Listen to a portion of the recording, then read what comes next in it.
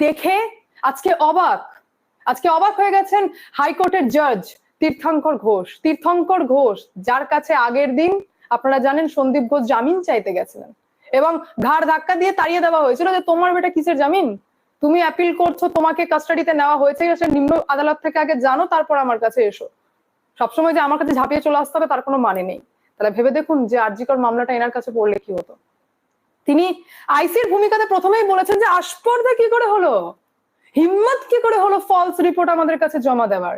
Immediately Bidhannagar police কমিশনারকে দায়িত্ব দেওয়া হলো যে এনার এগেনস্টে ইমিডিয়েটলি অ্যাকশন নেওয়া হোক, এনাকে বার করে দেওয়া হোক পোস্ট থেকে বাতিল করে দেওয়া হোক এনাকে, এবং নেক্সট ডেট অর্থাৎ 12ই ডিসেম্বর আমি দেখব যে এনার এগেনস্টে কোনো অ্যাকশন নেওয়া হয়েছে কিনা। আর যদি না নেওয়া হয়ে থাকে তাহলে আদালতের ক্ষমতা আছে, এখতিয়ার আছে তাকে চাকরি থেকে ঘাড় ধাক্কা দিয়ে তাড়িয়ে দেওয়ার।